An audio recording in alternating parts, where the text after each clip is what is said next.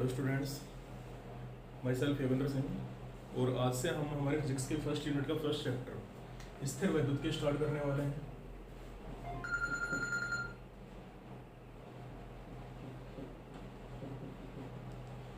स्थिर वैद्युत की इलेक्ट्रोस्टैटिक्स। अब देखो, स्थिर वैद्युतिकी का मतलब क्या है। स्थिर वैद्युतिकी क्या है? स्थिर वैद्युतिकी भौतिक विज्ञान की वह शाखा है जिसके अंतर्गत स्थिर आवेशों के बारे में अध्ययन किया जाता है। ठीक है, मतलब विज्ञान भौतिक विज्ञान की वह शाखा जिसके अंतर्गत स्थिर आवेशों के बारे में अध्ययन किया जाता है। ठीक है ना, उसको अपन क्या कहेंगे? स्थिर वैद्युतिकी। ठीक है, अब यहाँ से देखो एक पॉइंट आया भाई, स्थिर आवेश। ठीक है ना भाई, आवेश किसे कहेंगे अपन? आवेश को अपन डिफाइन कैसे करेंगे उसको समझने के लिए सबसे पहले देखो एक बात आपको बताइए कि जितने भी पदार्थ हैं, ठीक है ना, जितने भी पदार्थ हैं सारे के सारे पदार्थ किससे मिलकर बनते हैं? परमाणु से मिलकर बनते हैं। ठीक है ना भाई, पदार्थ किससे मिलकर बनते हैं? परमाणु से मिलकर बनते हैं। ठीक है, और कोई भी परमाणु है, कोई भी परमाणु, किसी भी परमाणु के अंदर 3 एलिमेंट्री पार्टिकल होते हैं। ठीक है ना भाई, 3 एलिमेंट्री पार्टिकल, 3 मूलभूत कण होते हैं।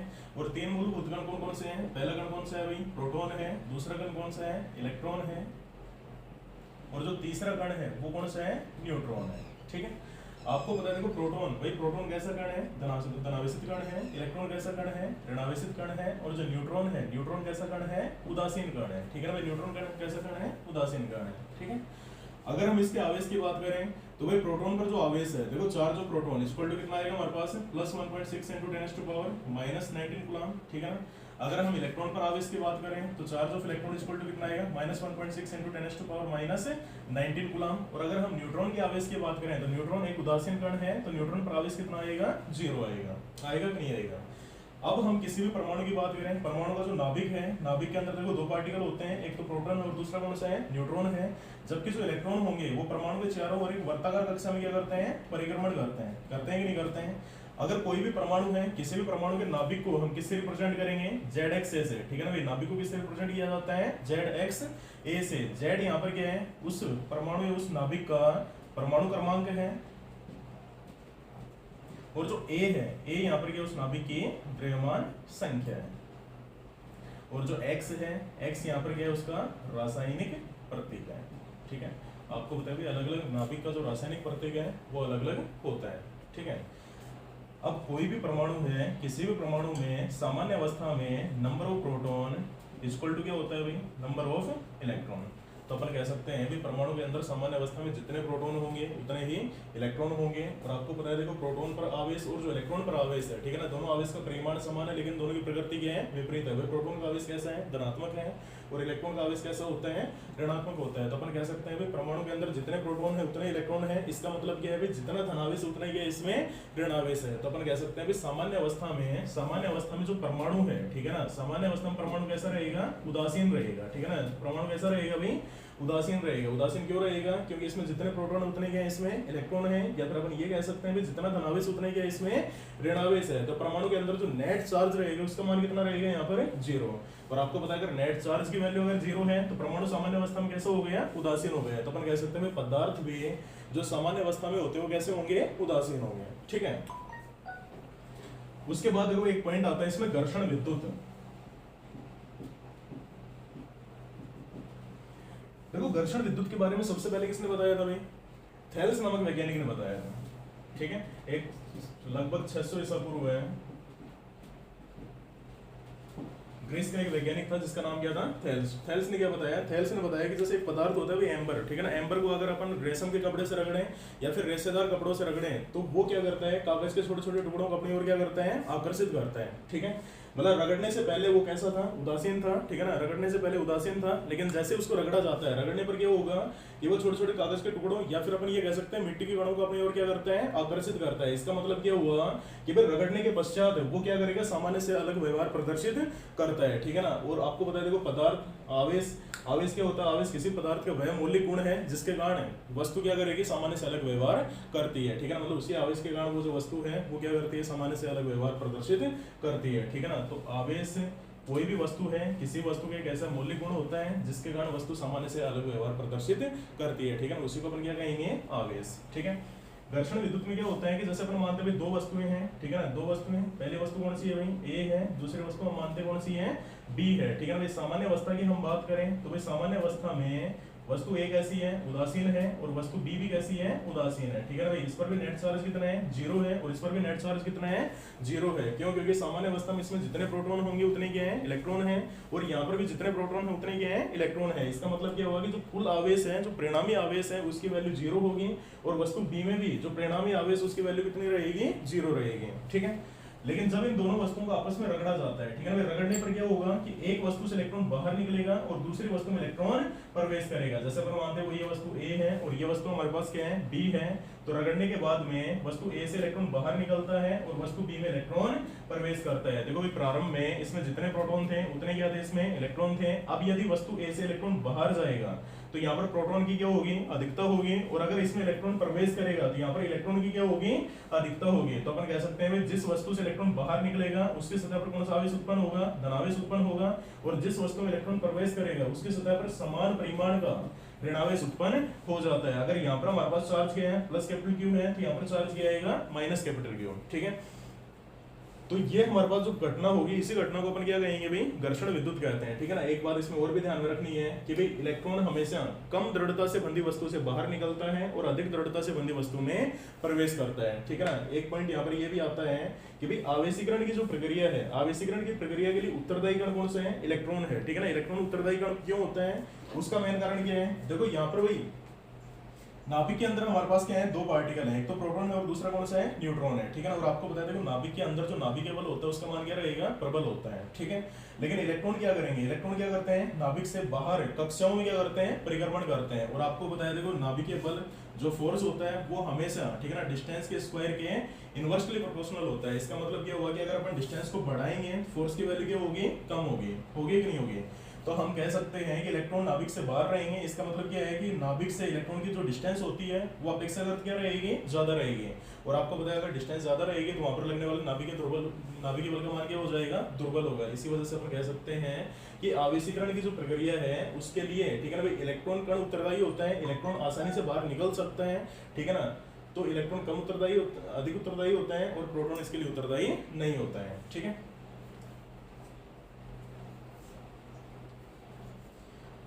सभी बच्चे अपने नोट्स इसमें प्रिपेयर करके चले, छोटी छोटी बेसिक चीजें हैं। ठीक है, और आपको नोट्स की या तो पीडीएफ आपको अवेलेबल करवा दी जाएगी। आपको केवल यहाँ पर बिल्कुल शॉर्ट टाइम में समझ के चलना है कि भाई चीजें किस किस प्रकार से यहाँ पर काम करती हैं। ठीक है,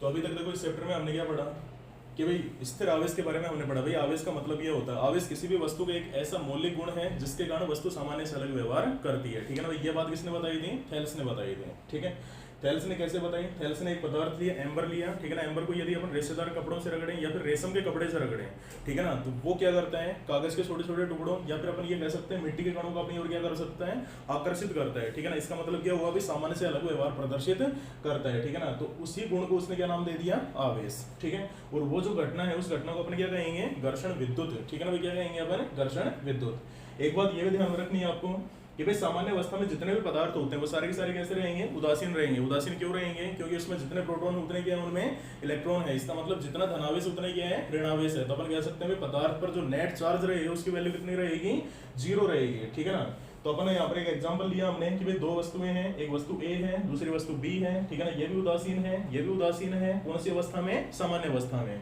लेकिन जब इन दोनों वस्तुओं को आपस में रगड़ा जाता है, रगड़ने पर क्या होगा, एक वस्तु से इलेक्ट्रॉन बाहर निकलेगा, दूसरी वस्तु में इलेक्ट्रॉन प्रवेश करेगा। भाई जिस वस्तु से इलेक्ट्रॉन बाहर निकलता है उसकी सतह पर धनावेश उत्पन्न होता है, और जिस वस्तु में इलेक्ट्रॉन प्रवेश करता है उसकी सतह पर समान परिमाण का ऋणावेश उत्पन्न हो जाता है। और ये जो घटना है, इस घटना को अपन क्या कहेंगे, घर्षण विद्युत कहते हैं। ठीक है, तो यहां से अपन कह सकते हैं देखो आवेश दो प्रकार का होता है, एक तो हमारे पास कौन सा है, धनावेश है, और दूसरा कौन सा है, ऋणावेश है। ठीक है, आवेश का मतलब क्या है, आवेश किसी भी वस्तु का एक ऐसा मौलिक गुण है जिसके कारण वस्तु सामान्य से अलग व्यवहार करती है। ठीक है ना भाई, वस्तु पहले सामान्य अवस्था में थी, ना तो आकर्षण बल था और ना ही प्रतिकर्षण बल था। ठीक है ना तो किसी को आकर्षित कर रही थी, ना ही किसी को प्रतिकर्षित कर रही थी। लेकिन रगड़ने पर क्या होगा, केवल इलेक्ट्रॉनों का आदान प्रदान होगा, और इलेक्ट्रॉनों का आदान प्रदान होने के कारण एक वस्तु पर धनावेश आएगा और दूसरी वस्तु पर ऋणावेश आएगा। तो उसके बाद वो क्या करेगी, या तो आकर्षित करेगी या फिर प्रतिकर्षित करेगी, मतलब सामान्य से अलग व्यवहार प्रदर्शित करती है। तो किसकी वजह से हो रहा है, आवेश की वजह से। ठीक है, आवेश दो प्रकार के हैं, धनावेश और ऋणावेश। ठीक है, अब देखो भाई आवेश की जो खोज है, आवेश की खोज किसने की थी? थेल्स ने। ठीक है, आवेश के बारे में सबसे पहले किसने बताया था? थेल्स ने बताया था। ठीक है, आवेश दो प्रकार का होता है। आवेश का जो नामकरण है, नामकरण किसने किया था इसका? William Gilbert. ठीक है, आवेश का नामकरण किसने किया था भाई? William Gilbert. सॉरी,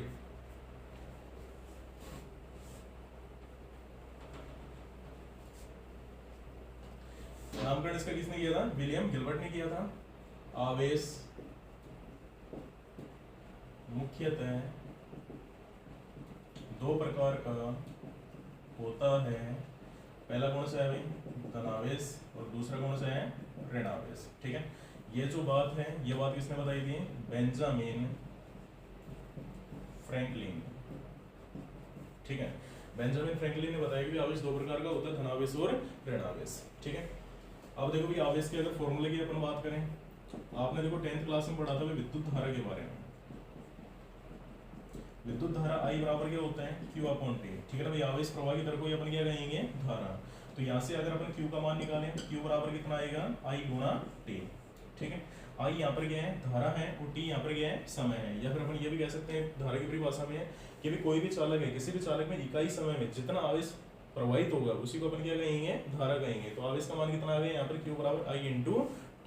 ठीक है, अगर हम इसका मात्रक लिखें तो इसका मात्रक क्या आएगा भाई? देखो भाई, धारा का मात्रक क्या है? एम्पियर है, गुणा समय का मात्रक क्या है? यहाँ पर सेकंड है। तो अपन कह सकते हैं आवेश का मात्रक क्या हो गया? एम्पियर गुणा सेकंड। और एम्पियर गुणा सेकंड को हम क्या कह सकते हैं भाई? कूलम भी लिख सकते हैं। ठीक है ना, ये हमारे पास कौन सी पद्धति है? एमकेएस पद्धति है। भाई एमकेएस पद्धति में आवेश का मात्रक एम्पियर गुणा सेकंड या फिर कूलम होता है। ठीक है, उसके बाद देखो भाई, अगर हम सीजीएस पद्धति की बात करें, देखो सीजीएस पद्धति में जो आवेश है उसका मात्रक क्या आएगा भाई? State coulomb. स्टेट कूलम, या फिर अपन क्या कह सकते हैं? ESU। ESU की फुल फॉर्म क्या है? Electrostatic unit. ठीक है ना, इलेक्ट्रोस्टैटिक यूनिट, स्थिर विद्युत इकाई। ठीक है, ESU इलेक्ट्रोस्टैटिक यूनिट या फिर स्थिर विद्युत इकाई, या फिर अपन कह सकते हैं स्टेट कूलम। और ये हमारे पास कौन सी पद्धति है? सीजीएस पद्धति है। ठीक है, सीजीएस पद्धति में इसका एक मात्रक और भी होता है। ठीक है ना, वो कौन सा है भाई? एब्सोल्यूट कूलम, एब कूलम, एब्सोल्यूट कूलम, या फिर अपन कह सकते हैं EMU। ठीक है ना, EMU की फुल फॉर्म क्या आएगी? Electro magnetic unit. और इलेक्ट्रोमैग्नेटिक यूनिट, ठीक है ना, इसको अपन क्या कह सकते हैं भाई? स्थिर चुंबकीय इकाई। और ये भी हमारे पास कौन सी पद्धति में है? सीजीएस पद्धति में। तो अपन कह सकते हैं आवेश का देखो मात्रक, सिंपल फॉर्मूला है इसका, formula Q equal to I into T। I यहाँ पर करंट है, T यहाँ पर टाइम है। ठीक है ना, तो करंट के मात्रक क्या आएगा? एम्पियर। टाइम का मात्रक क्या होता है? सेकंड। तो आवेश का मात्रक क्या आ गया? एम्पियर गुणा सेकंड। एम्पियर गुणा सेकंड को हम क्या कह सकते हैं? कूलम भी कह सकते हैं। अगर हम सीजीएस पद्धति की बात करें तो सीजीएस में इसका मात्रक क्या आएगा? स्टेट कूलम आएगा, या फिर ESU। ESU का मतलब क्या है? इलेक्ट्रोस्टैटिक यूनिट है। या फिर इसका एक मात्रक और भी होता है भाई, एब्सोल्यूट कूलम, या फिर EMU। EMU का मतलब क्या है? इलेक्ट्रोमैग्नेटिक यूनिट, स्थिर चुंबकीय इकाई। ये हमारे पास क्या है? आवेश के मात्रक है। ठीक है, अगर आवेश के भाई सबसे बड़े मात्रक की बात करें तो आवेश का सबसे बड़ा मात्रक कौन सा होता है भाई? फैराडे। ठीक है, ये हमारे पास क्या है? आवेश का सबसे बड़ा मात्रक है। ठीक है ना, फैराडे है। और एक फैराडे 96,495 कूलम के बराबर होता है। ठीक है ना, एक फैराडे में कितने कूलम होते हैं? 96,495 कूलम होते हैं। इसको अपन नियर बाई कैलकुलेशन को इजी करने के लिए 96,500 कूलम भी मान सकते हैं। मतलब एक फैराडे की वैल्यू कितनी होगी? 96,495 कूलम, या नियर बाई 96,500 कूलम होती है। ठीक है ना, आवेश का अगर सबसे छोटा मात्रक देखें अपन, तो आवेश का सबसे छोटा मात्रक कौन सा होता है भाई? ESU। ठीक है ना, सबसे छोटा मात्रक कौन सा होगा? ESU। या फिर अपन कह सकते हैं एक मात्रक होता है इसका फ्रैंकलिन। ठीक है ना, ये हमारे पास क्या है? आवेश का सबसे छोटा मात्रक है। और ये जो क्वेश्चन है, ये क्वेश्चन RPT के एग्जाम में आया हुआ है। ठीक है, अगर यहाँ पर देखो भाई एमकेएस पद्धति, सीजीएस पद्धति, ठीक है ना, अगर इन सभी के बीच का रिलेशन हम निकालें तो रिलेशन क्या आएगा कि भाई एक कूलम, ठीक है ना, एक कूलम में 3 गुणा 10 की घात 9 स्टेट कूलम, या फिर ESU होते हैं। और एक कूलम में 10 की घात -1 EMU या फिर एब्सोल्यूट कूलाम होते हैं, ठीक है ना। मतलब एक कूलाम में 3 गुणा 10 की घात 9 स्टेट कूलाम या फिर 10 की घात -1 एब्सोल्यूट कूलाम या फिर EMU होते हैं। ये हमारे पास क्या है, आवेश के सभी MKS पद्धति और CGS पद्धति के मात्रों के मध्य रिलेशन है, ठीक है। तो ये हमने इसके मात्रक पढ़ लिए। अगर हम आवेश की विमा की बात करें तो आवेश की विमा क्या होगी भाई, देखो भाई यहाँ पर हमारे पास क्या आवेश का फॉर्मूला क्या है, Q बराबर I × T है। I यहाँ पर क्या है, करंट है, और आपको पता है करंट की विमा क्या है, A1 है, ठीक है। उसके बाद देखो भाई T यहाँ पर क्या है, टाइम है, और टाइम की विमा क्या आएगी, T1 आएगी। तो अपन कह सकते हैं कि आवेश की विमा क्या है, A1 T1, ठीक है। ये हमारे पास क्या है, आवेश के मात्रक, आवेश की विमा, आवेश की खोज हेल्स नामक वैज्ञानिक ने की। आवेश का नामकरण विलियम गिलबर्ट ने किया था। आवेश दो प्रकार का होता है, धनावेश और ऋणावेश, या फिर अपन कह सकते हैं प्रोटॉन और इलेक्ट्रॉन। ये बात किसने बताई थी, बेंजामिन फ्रैंकलिन ने बताई थी, ठीक है ना भाई। अगर इसका अपन फॉर्मूला लिखें तो धारा की परिभाषा हमने पढ़ी है 10th क्लास में, I = Q/T। तो यहाँ से Q का मान कितना आएगा, I × T, ठीक है। अगर इसका मात्रक लिखें एम्पियर गुणा सेकंड है, ठीक है ना। एम्पियर गुणा सेकंड को अपन क्या कह सकते हैं, कूलाम भी कह सकते हैं, या फिर स्टेट कूलाम ESU CGS पद्धति में, एब्सोल्यूट कूलाम EMU ये भी CGS पद्धति में। अगर इसके सबसे बड़े मात्रक की बात करें फैराडे है, सबसे छोटा मात्रक ESU या फिर फ्रैंकलिन है। अगर इन सभी के बीच का रिलेशन लिखें तो एक कूलाम 3 × 10 की घात 9 स्टेट कूलाम के बराबर होता है, और एक कूलाम 10 की घात -1 EMU या फिर हम ये कह सकते हैं एब्सोल्यूट कूलाम के बराबर होता है, ठीक है ना। अगर आवेश की विमा लिखें अपन तो आवेश की विमा क्या होगी भाई, A1 T1, ठीक है। तो ये हमारे पास क्या है, इसका चैप्टर का कुछ बेसिक चीजें थी। इसके साथ साथ देखो 2-3 चीजें और भी आपको ध्यान में रखनी है। आपको बता दी पहले कि भाई आवेशीकरण की जो प्रक्रिया है, आवेशीकरण की प्रक्रिया के लिए उत्तरदायी कण कौन सा है, इलेक्ट्रॉन है, ठीक है। इलेक्ट्रॉन क्यों है, क्योंकि इलेक्ट्रॉन नाभिक में हमेशा दुर्बल नाभिकीय बल द्वारा बंधा हुआ रहता है, ठीक है भाई। प्रोटॉन और इलेक्ट्रॉन दोनों पर आवेश का परिमाण समान होता है, परमाणु में दोनों की संख्या समान रहेगी, फिर भी नाभिक से हमेशा इलेक्ट्रॉन कण ही बाहर निकलेगा, प्रोटॉन कण कभी भी बाहर नहीं निकलता है। दूसरी चीज कि भाई जब दो वस्तुओं को आपस में रगड़ा जाता है तो किस वस्तु से इलेक्ट्रॉन बाहर निकलेगा और किस वस्तु में इलेक्ट्रॉन प्रवेश करेगा। तो एक बात हमेशा ध्यान में रखनी है कि जिस वस्तु में इलेक्ट्रॉन कम दृढ़ता से बंधे हुए हैं उससे इलेक्ट्रॉन बाहर निकलता है, और जिस वस्तु में इलेक्ट्रॉन अधिक दृढ़ता से बंधे हुए हैं उसमें इलेक्ट्रॉन प्रवेश करता है। मतलब इलेक्ट्रॉन हमेशा कम दृढ़ता से बंधी वस्तु से बाहर निकलेगा और अधिक दृढ़ता से बंधी वस्तु में प्रवेश करेगा, ठीक है। चले आगे। अपने रफली नोट्स आप बना के चलना, PDF आपको अवेलेबल करवा दी जाएगी, और समय बहुत कम है, कोरोना महामारी के चक्कर में काफी लेट हो चुके हैं हम।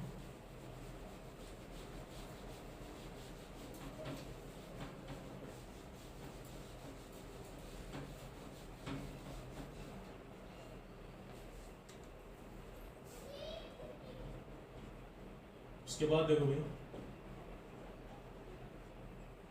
आवेशीकरण की विधियां। अगला टॉपिक क्या है भाई, आवेशीकरण की विधियां। देखो भाई सबसे पहले अपन पढ़ेंगे आवेशीकरण के बारे में। आवेशीकरण का मतलब क्या है, आवेशीकरण का मतलब क्या होता है कि किसी भी वस्तु पर आवेश उत्पन्न करने की जो प्रक्रिया है, ठीक है ना भाई। कोई भी वस्तु है सामान्य अवस्था में है, उस पर आवेश उत्पन्न करने की जो प्रक्रिया होगी उसी को अपन क्या कहेंगे, आवेशीकरण कहेंगे, ठीक है ना। क्या कहेंगे अपन, आवेशीकरण, ठीक है। अब देखो भाई आवेशीकरण कितने प्रकार से किया जा सकता है। आवेशीकरण की मुख्यतः 3 विधियां होती हैं, ठीक है ना। पहली विधि कौन सी है, घर्षण विधि है। दूसरी विधि कौन सी है, चालन विधि है, फिर संपर्क विधि है, और जो तीसरी विधि है वो कौन सी है, प्रेरण विधि है। तो हम पढ़ेंगे पहले घर्षण विधि के बारे में। दूसरी हमारे पास क्या है अभी, चालन विधि या फिर संपर्क विधि, और तीसरी कौन सी है, प्रेरण विधि। अब देखो इसमें सबसे पहले घर्षण विधि के बारे में पढ़े। घर्षण विधि बाई फ्रिक्शन। घर्षण विधि में क्या होगा कि जैसे अपन मानते हुए 2 वस्तुएं, ठीक है ना। ये वस्तु कौन सी है, A है, ये वस्तु कौन सी है, B है। प्रारंभ की बात कर रहे हैं, सामान्य अवस्था में है, और आपको पता है सामान्य अवस्था में ये वस्तु कैसी होगी, उदासीन होगी, और ये वस्तु भी कैसी होगी, उदासीन होगी। उदासीन क्यों होगी, आपको बताया था क्योंकि इसमें जितने धनावेश उतने गए इसमें ऋणावेश है, तो नेट चार्ज कितना है, 0 है, और इसमें भी जितना धनावेश उतने गए इसमें ऋणावेश है, तो यहाँ पर भी नेट चार्ज कितना है, 0 है, ठीक है। लेकिन जब इन दोनों वस्तुओं को घर्षण करवाया जाता है या रगड़ा जाता है तो रगड़ने पर क्या होगा, रगड़ने पर आपको पता है कि एक वस्तु से इलेक्ट्रॉन बाहर निकलेगा, दूसरी वस्तु में इलेक्ट्रॉन प्रवेश करेगा, ठीक है ना। इलेक्ट्रॉन हमेशा कम दृढ़ता से बंधी वस्तु से बाहर निकलता है और अधिक दृढ़ता से बंधी वस्तु में प्रवेश करता है। अपन मानते हैं कि वस्तु ए से इलेक्ट्रॉन बाहर निकलता है और वस्तु बी में इलेक्ट्रॉन प्रवेश करता है। तो आपको पता है जिस वस्तु से इलेक्ट्रॉन बाहर निकलेगा उसकी सतह पर कौन सा आवेश आएगा, धनावेश आएगा, और जिस वस्तु में इलेक्ट्रॉन प्रवेश करेगा उसके सतह पर कौन सा आवेश आएगा, ऋणावेश आएगा, ठीक है ना। समान परिमाण का रहेगा, तो यहाँ पर अगर आवेश प्लस कैपिटल क्यू है तो यहाँ पर आवेश कितना रहेगा, माइनस कैपिटल क्यू।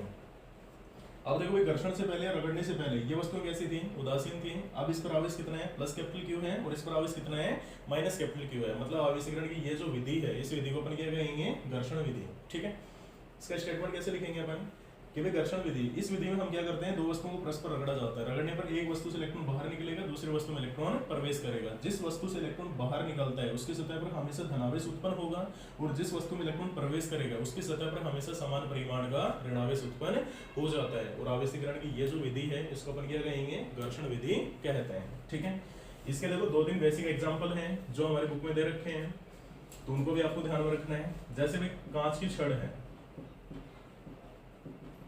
ठीक है। कांच की छड़ को यदि अपन रेशम के कपड़े से रगड़े,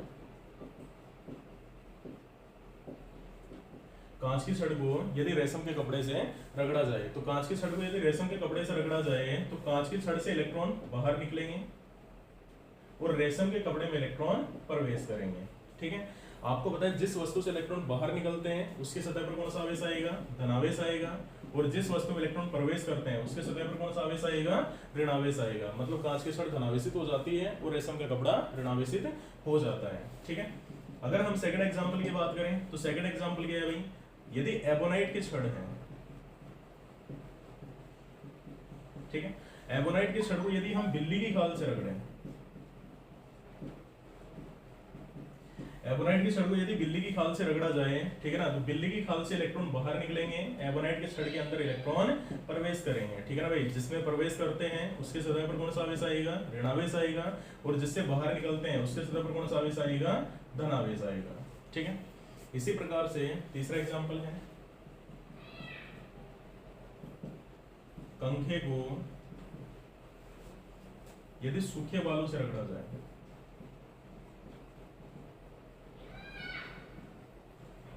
रगड़ा जाए तो सूखे बालों से इलेक्ट्रॉन, कंघे से इलेक्ट्रॉन बाहर निकलता है और सूखे बालों में इलेक्ट्रॉन प्रवेश करता है।